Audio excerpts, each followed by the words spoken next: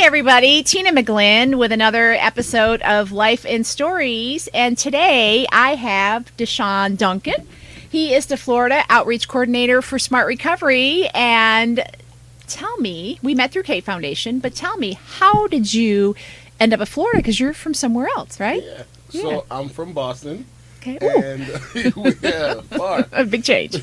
So actually in 2011, I came to Florida for college. Oh, okay. Yeah, where and did you go? Where'd you go? USF. Oh, okay, great. Yeah, right here in So- our town. Yeah. So I came yeah. to Florida for college, played some football down here. Okay, yeah. And during that time, I met my wife. We end up having a kid. Yeah. But there were a lot of things going on in my life at that time.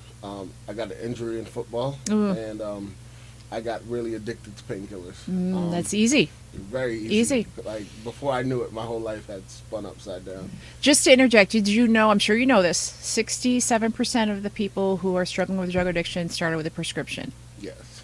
High number. Yeah.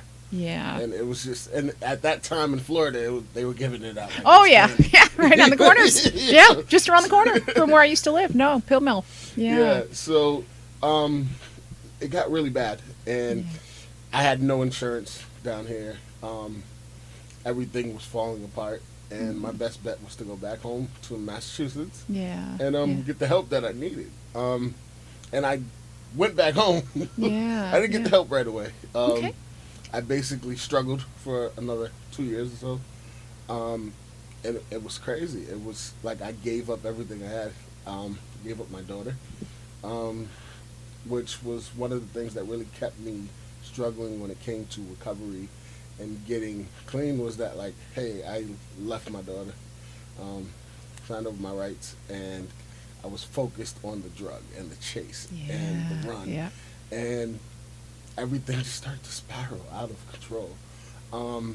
My mother was very concerned and very just, like, she knew I had so much potential and talent to do so many things differently, but it was like, what is going on? Like, she tried everything, and eventually she Section 35'd me, which is a law in Massachusetts, where if your loved one feels like you're a danger to yourself or to the community, they can petition the court to section you, where you have to go to a treatment facility for 90 days. So we call it the Marchman Act here in Florida. Yeah. Okay.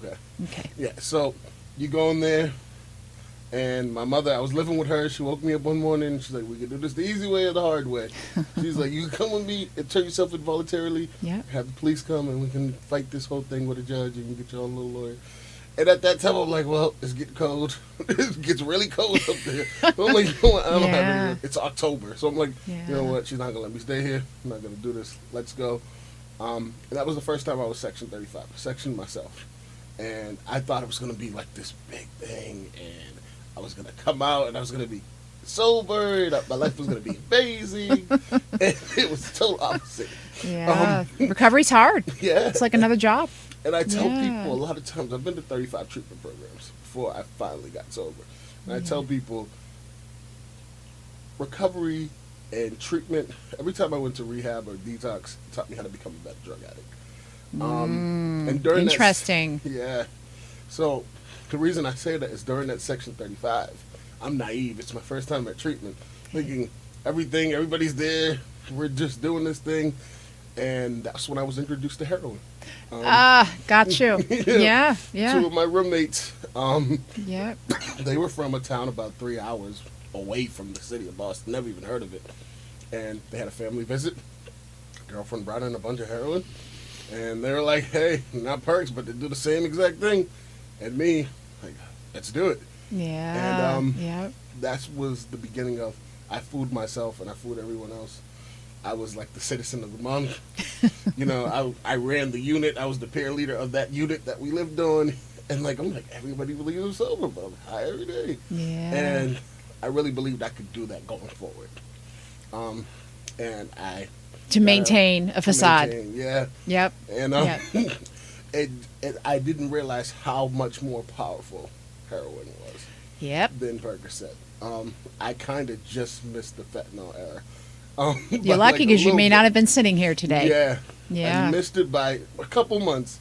Yeah. And I didn't realize how powerful it was, and it took me to places I never thought. And one morning I woke up, and I was living in a van with two guys and a girl.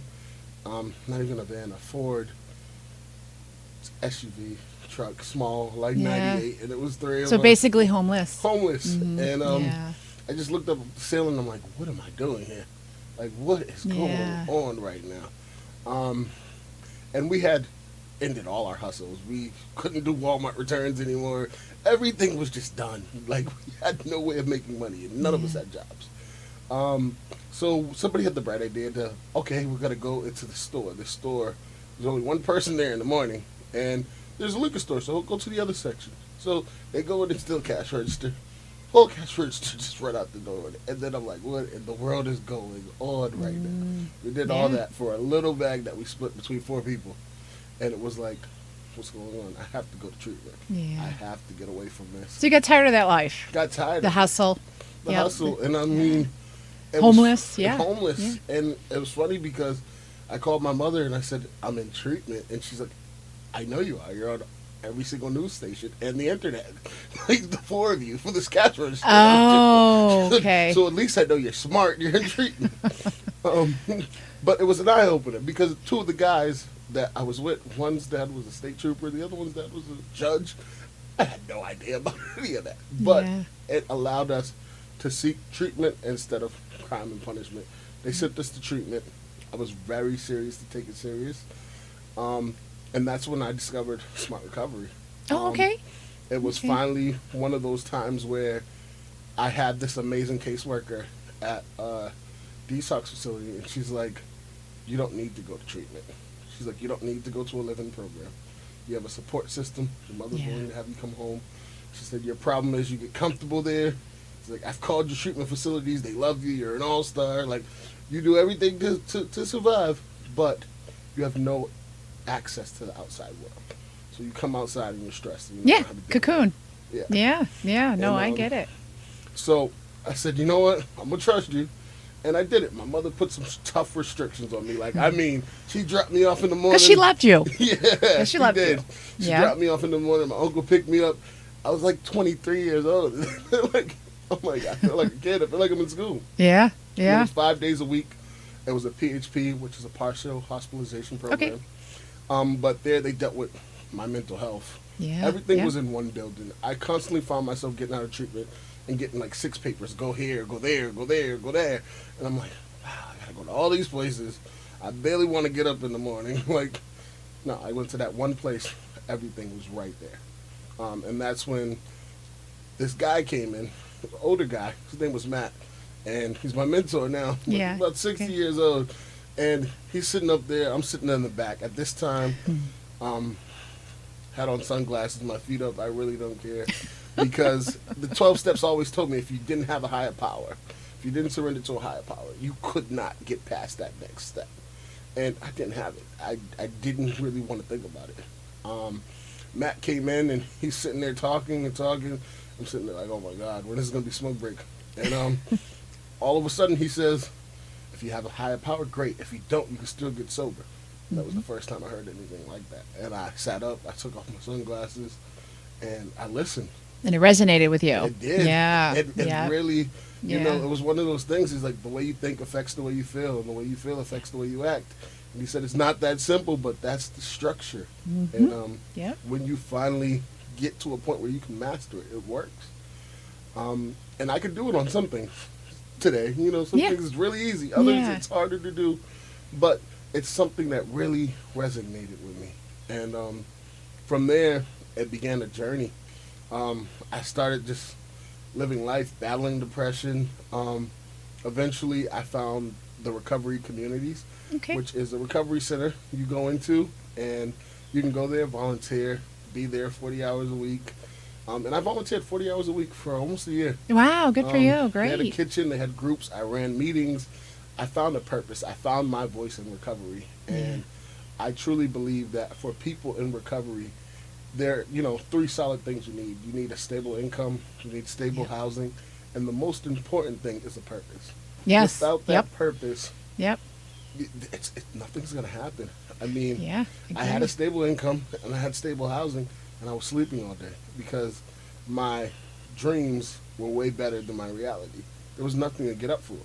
You know, I'm 24 years old, living in my mother's house in the room I grew up in. Yeah. And at this time, she had had another baby. So I got a 5-year-old brother who's constantly buzzing in the door. You know what I mean? Well, he's 3 at this time. And it's just like, what am I doing here? Yeah. And there was no purpose. And the first time I felt that purpose and that intimacy was coaching football. And I always said I had to find a new approach to an old dream. And it was just, Motivation. yeah, right? it was just this Motivation. thing that really helped me. And from there, I started to build myself up as a person in recovery. I got my first job working in a youth shelter. Oh, okay. ran- And now, are you still in Massachusetts yeah, during I'm all still this in time? Massachusetts. Okay. So, Okay. Yeah. working at a youth shelter, ran through Harvard University, Okay. and they gave me my first job, my first opportunity. Now, at-risk youth, or tell me about like So what? when they say youth, it's 18 to 24. They're at Okay. risk. Okay. Um, Okay. A lot of the, there's a huge problem with the foster care system. When Yeah. kids turn 18, they just get let Booted go. out. Yeah. Yeah. And they have no resources. They don't know what to do. They have no money.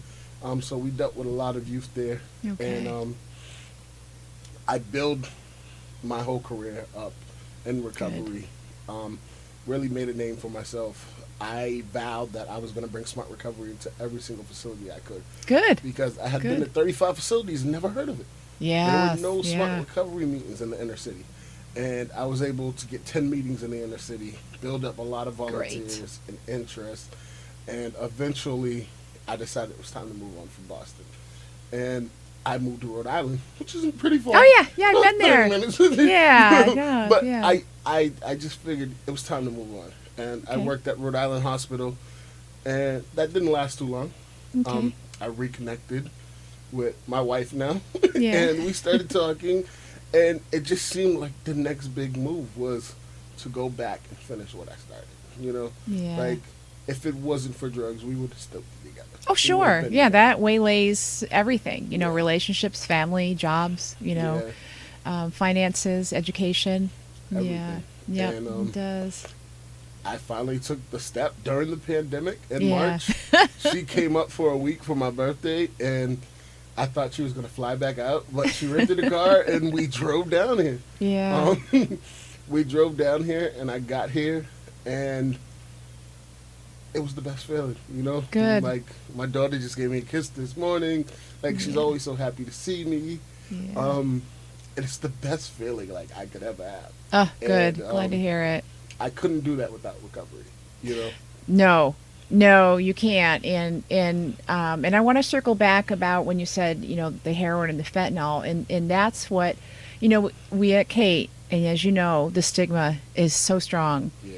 And when I mention about the prescriptions, because, when it's substance abuse, so many people are innocently drawn into it, or were innocently drawn into it by, as we know, our pharmaceutical industry, who, were handing out pills saying no problem, no addiction, no harm, blah, blah, blah. This little pill, you'll become pain free. But in the course, it damages our neurological system so strongly Yeah. that it takes probably 10 times longer to overcome that damage, Yes. because our brains keep wanting that chemical. And so I try to make it more of a practical sense. And this is what happens when people take that innocent pill, and when they can no longer afford the prescriptions, then most often now we're turning to heroin because it's cheap. Cheaper. It's a Yep. lot cheaper. Because our brain still, it's powerless. It's hard to overcome that. The drug addiction today is nothing like it was in the 70s. The foundation's the same. There are still people who wanting to mask something, be happy, artificially or what have you. But the chemical induction into our brains are much stronger, have more of a stronghold. There's a lot more going on in our society. We're exposed to a lot more triggers. Yeah. Yep. It's one of those things where I would say, and I've said this in a lot of speeches that I did, this epidemic isn't new. We've had this problem. The numbers have not gone down since the 70s. They've actually gone up, Yeah. unfortunately. And a lot of Yeah. them have stayed the same when it comes to recovery and recidivism. Oh, yes. Yep. And the Yep. only thing that is different now that we're saying it's an epidemic is the deaths. Yeah. The deaths are completely different than the 70s. Yes. People are Yeah. dying a lot faster because fentanyl is a totally different killer. game. And Yeah. and that's what I say too when it comes to the Percocets. They're pressed now. They're pressed with fentanyl. They look like Percocets, but they're fentanyl. Yeah. And so I always say I was lucky to be able to get out then, because I see people in that withdrawal and that recovery is hard. It is, and part of I think a lot of the failures in recovery is because withdrawal is so difficult. Yeah. And the funny thing is, I am now aware of people that I thought were sick, not knowing that they were actually trying to self withdrawal. You know, and we send the message out at the Kate all the time for people who come out of maybe an incarceration or a treatment plan and they're on what we call jail meds. Yeah. We caution them, please, reduce your dependency on those prescriptions you were given, with the help of a physician. Because the problem is when you do it yourself, you're so much more likely to want something to offset your withdrawal symptoms. Exactly. So it's that constant struggle. So it's, and I know there are people who brag about, cold turkey and great and wonderful, but you were the exception to the rule. It can do a lot of damage. Yeah, and it's also, especially with the fentanyl now, because a lot of old timers that came in the 70s always cold turkey, but the fentanyl, there's a depression that goes with that withdrawal that didn't happen with regular heroin. Yeah, because it's completely different trajectory in our neurological system, and people forget about the science of addiction. They discount, when it comes to stigma, oh, junkie, oh, the words that they use, thinking somebody just wanted to party. Yeah. And it's not that anymore. The people can move through the partying stage pretty well if they didn't have that underlying neurological mental illness issue, whether it's anxiety or depression or schizophrenia, whatever it is. Those are the ones that can get caught up and need that dependency, which turns into a full-blown, addiction. That's what happened with me. I was diagnosed with bipolar 2 at 15 years old before I ever did drugs. Okay, And that's also really hard. When you go to treatment, they got bipolar, like, oh, when were you diagnosed? It might just be the drugs. No, I was diagnosed before I ever did the drugs. You know what I mean? Yeah. And when my parents, coming from African-American community, they didn't believe in medication or treatment. There was a stigma. Yep. My grandmother would say, I'll just beat the crazy out of him. Yeah. I'll be all right, Similar to Italian heritage. So, the wooden spoon. So I didn't get help for that. So Okay. when I always tell people the first time I did that Percocet, there was this warm sensation that filled my body, and it just was like a hug. And it was this feeling that I hadn't felt. I felt normal for the first time. There was no racing thoughts. Things had slowed down. It was like my mind wasn't going 1,000 miles per minute. Like, it was so much easier to function. Yeah. And I'm like, oh, wow. But then I realized once I got into treatment, I could do that without that medication. I was self-medicating, not even knowing it. When you go back to, you said, sometimes people are sick. And, no, when I was here in Florida, there was times where I thought I had the flu. And I was in withdrawal. No idea. Never knew. I didn't know it was addictive. And I didn't know I was dependent on it. Yeah. So when I got sick, I literally would have Vicks and vapor medicine. Yeah. And 3 days later I'll be good. And my mother made a comment one time, like, you're sick a lot down there. I'm like, I don't know what's going on. I was sick. Yeah. But what was going on is I was sick for those days leading up because I did too much of the prescription they had given me. And it wasn't 2 years later that I realized that. What was going on? Yeah. Yeah. Because there's so many things that can mask, that situation. Yeah. And now you're more aware, obviously, and if you're counseling someone, you may have that experience, right? Yeah. That prior experience. That's why that makes you a successful recovery coach. And we have an unspoken agreement at the Cape Foundation that our leadership has to be intimate with recovery and what it's like, or addiction or substance use, because if you haven't lived it or have a loved one, it is more difficult to understand because it's easy to discount. And say, oh, they can, it's their choice. I get fired up when people say, they can do it, willpower, their choice, because I understand it's a brain disease, and I understand how difficult it is. And I think that if we treated and handled mental illness like we do with physical illness, we would be a much better society. And that's the problem, right? That's the problem. We would be a way better society. Yes, because we don't handle our mental illness issues. I used to teasingly tell my class, do we walk around with a broken arm and don't get it treated? No, we don't, right? We get it treated. But we walk around, millions of people walk around with a broken brain. And they don't get treated. And I think it's even harder when I walked around like that from the time I was 15, and I was in an environment where there was a lot of gang violence and a lot of things. I buried 8 friends before I left high school, and people would be like, yo, he's just crazy.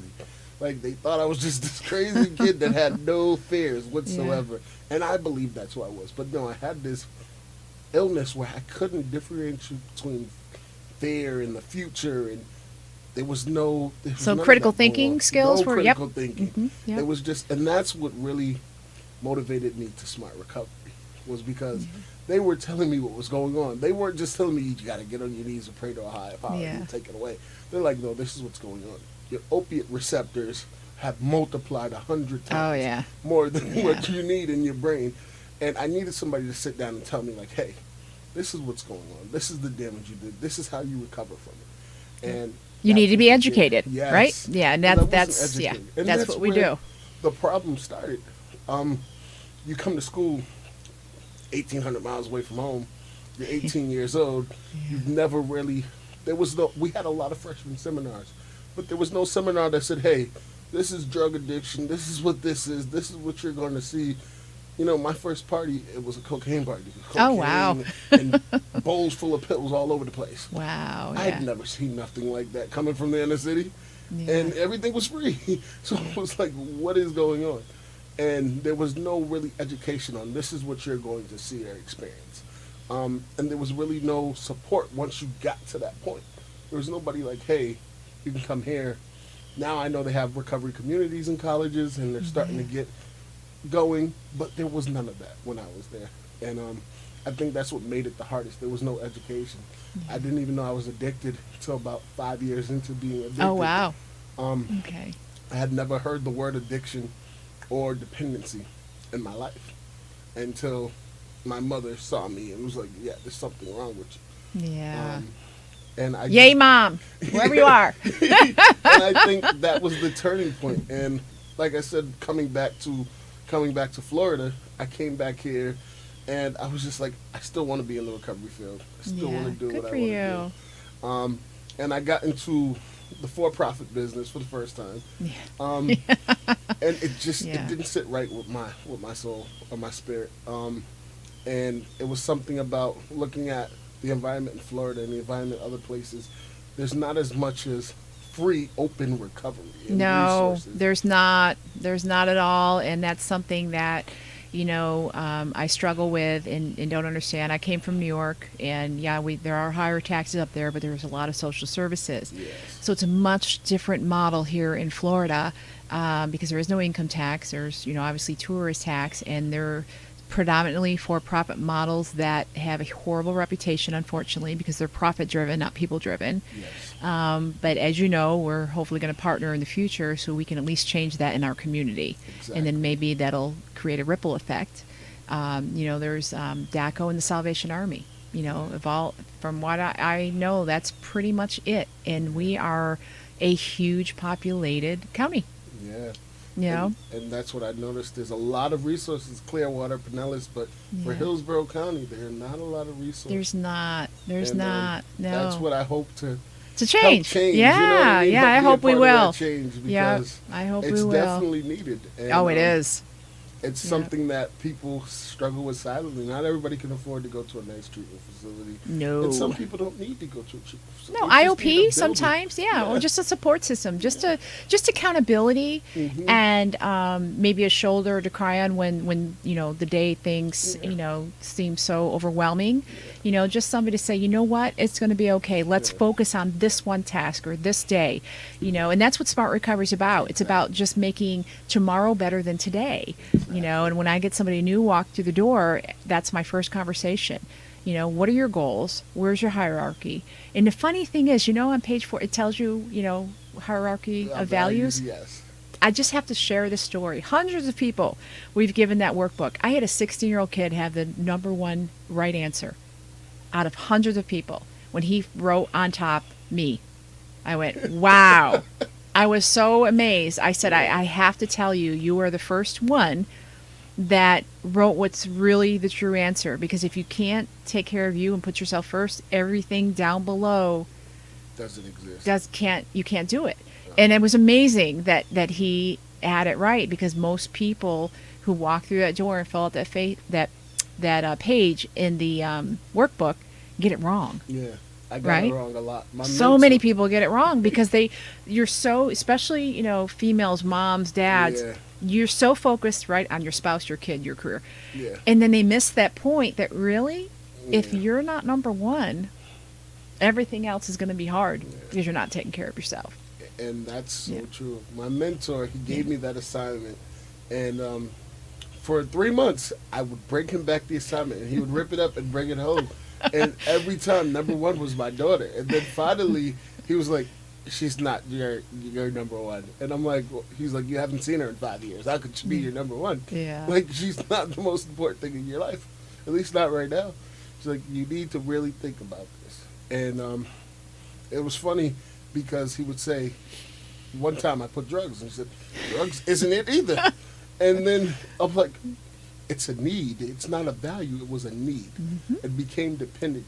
It wasn't something you valued. You didn't value that. No, more one than time yourself. that was number one, though, Yeah. right? Yep. Yeah. Yep. So Yep. it took a long time for me to figure out I was number one. Yes. I needed, Yes. I always tell people I was good being a part of a gang. I was good being a part of a team.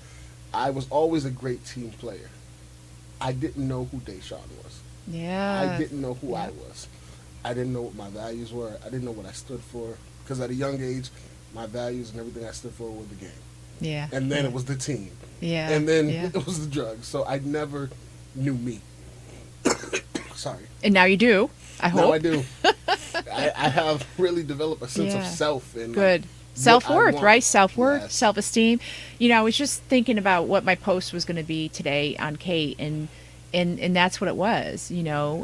Education and self-esteem is important if you want to fight back a dependency. Educated on how you got to where you were struggling, and then let's self-esteem, because without that, it's difficult to move past. So what's in the future, Desean? Tell me in the next 5 minutes. What you got?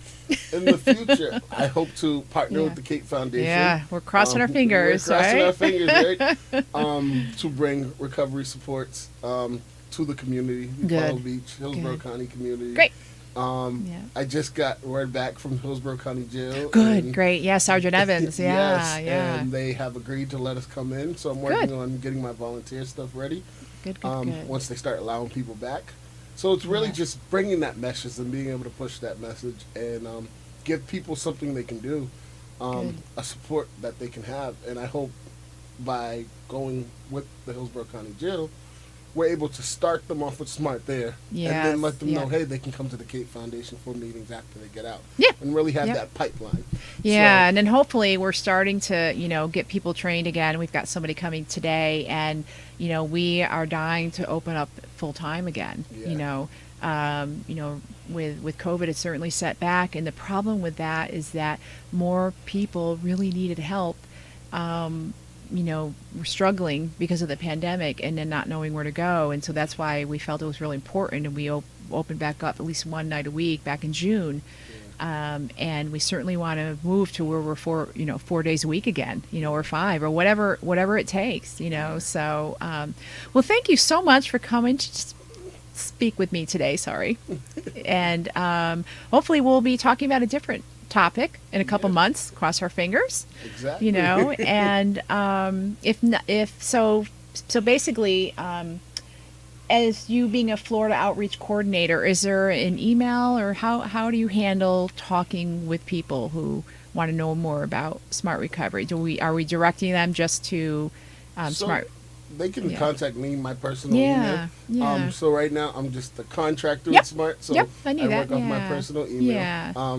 Which is djefferson Okay. 9873 at Okay. gmail.com. Okay. And when I post the podcast, we'll put that information on. All right. Well, thank you so much. Thank you for having me. Yeah. And again, this is Tina McGlynn, Life and Stories. And today it was about Desean Duncan's story. Thank you, hon. Thank you.